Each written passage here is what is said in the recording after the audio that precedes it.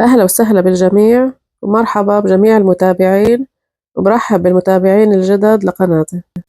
سويت لكم اليوم وصفة كيكة الليمون. ما بتتخيلوا هالوصفة قديش طلعت ناجحة، ونكهة الليمون الفريش فيها بتطير العقل وبتبل القلب. بدي منكم تتابعوني لنهاية الفيديو لحتى نشوف الطريقة كاملة والمقادير.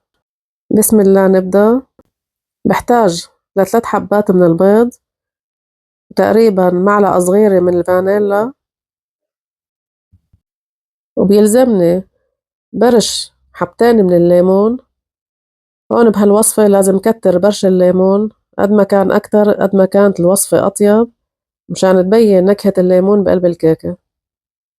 بس بدنا ننتبه وقت نبرش الليمون إنه ما نوصل للمنطقة البيضاء، يعني بنبرش بس المنطقة الصفراء من فوق.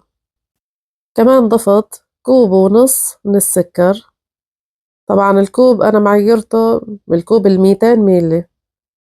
لكل المكونات اللي بدنا نحطها هلأ عيارها هي الكوب تبع 200 ميل، الكوب العادي يعني.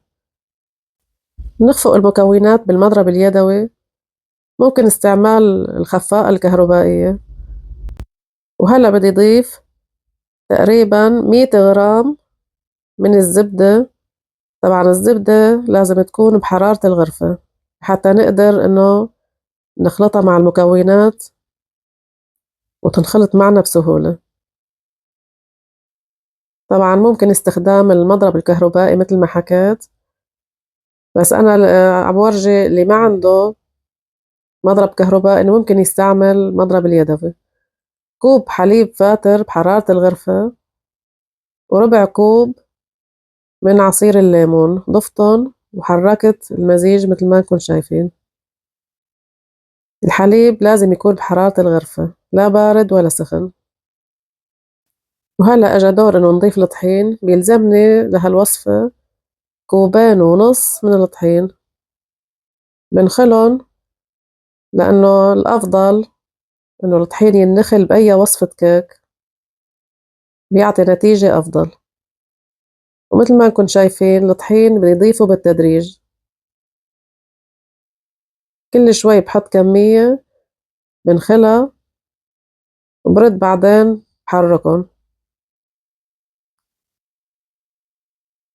بس أنا بحتاج كمان لظرف من البيكنج باودر نضيفه للكمية البقيانة من الطحين، وبننخل كل الكمية سوا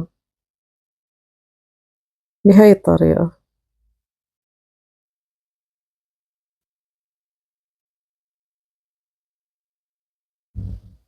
وهلأ بحرك المكونات كلها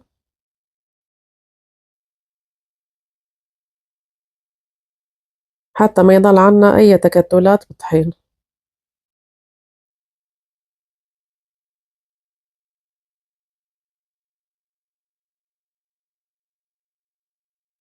استعملت المضرب اليدوي لحتى أتأكد إنه ما ضل فيه ولا أي تكتل من الطحين. هيك صار عنا جاهز المزيج. بقى عنا رشة الملح آخر شي. وهلأ الخليط صار جاهز. بدنا نشوف القالب كيف بدنا نجهزه للصب. أنا استعملت هذا القالب، دهنت القالب بالزبدة، وأكدت على المنتصف لأنه هاي المنطقة رح تبين عنا. أما الجوانب فجهزت ورق الزبدة قصيتهم بهالشكل، وبخلي الورق مثل ما كنتم شايفين في زيادة من فوق، مشان إذا الخليط معنا الكيكة نفشت إنه يضل معها مجال من فوق القالب. هلأ بصب المزيج بقلب القالب. بس أنا لاحظت إنه الكمية زيادة عن القالب. هلأ راح استعمل شغلة تانية، قالب تاني بورجيكم إياه. هذا هو قالب الوفل، ممكن إني استعمله وراح يطلع النتيجة كتير روعة والشكل كتير رائع بعد الخبز.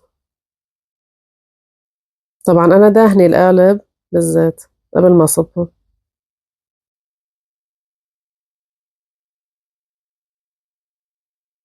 هيك صار عندي جاهز. بالنسبة للفرن بنحطّن بالرف الوسط على درجة حرارة 180 تقريبًا 45 دقيقة. منتابع استواءٌ طبعًا بعود خشب ندخّله بقلب الكعكة ونشوف درجة الاستواء. هلأ بدنا نحضّر صوص الليمون، وهو عبارة عن سكر ناعم بودرة، بنضيف له بالتدريج عصير الليمون لحتى يصير القوام معنا مناسب إنه نزين فيه. هلأ بورجيكم القوام، يعني الكمية متاحة إلكن، هذا خيار إلكن كمية السكر وكمية العصير لحتى يصير القوام بهالشكل. هلأ الكعكة صارت جاهزة عنا، طبعًا سخنة هي هلأ ما فينا نقطّعها، بس راح حطّها بقالب ونشوف شكلها. شوفوا بسم الله ما شاء الله، من شكلها باينة ناجحة 100%.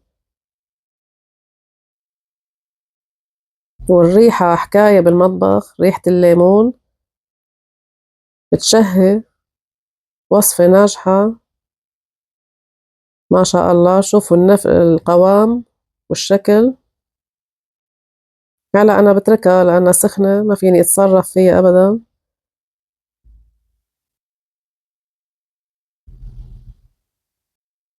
راح ورجيكن القالب التاني كيف طلع معنا الشكل.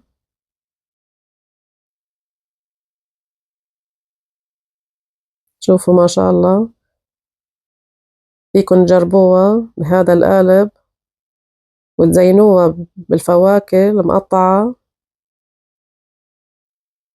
بشكل كتير رائع.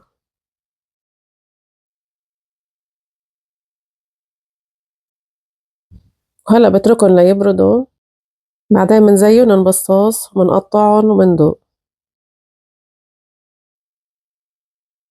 منزين بصوص الليمون اللي سويناه.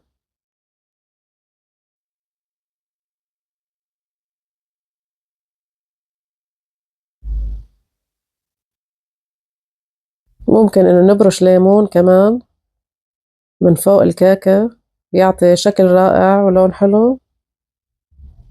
بس أنا اكتفيت بصوص الليمون، وهلأ راح أحط شرائح الليمون كمان بزين فيها. كله بيرجع لذوقكن ورغبتكن. أنا بالنسبة إلي كل الوصفات اللي فيها نكهة الليمون بحبها كتير لأنها بتنعش وكتير لذيذة، وخصوصي بالصيف فعلا الليمون منعش بكل الوصفات اللي بتحتويه. شوفوا هالشكل ما شاء الله، وصفة كيكة الليمون ناجحة 100%، والقوام رائع. بتمنى تجربوها هالوصفة، ولا تنسوني باللايك والاشتراك بالقناة. صحة وألف عافية.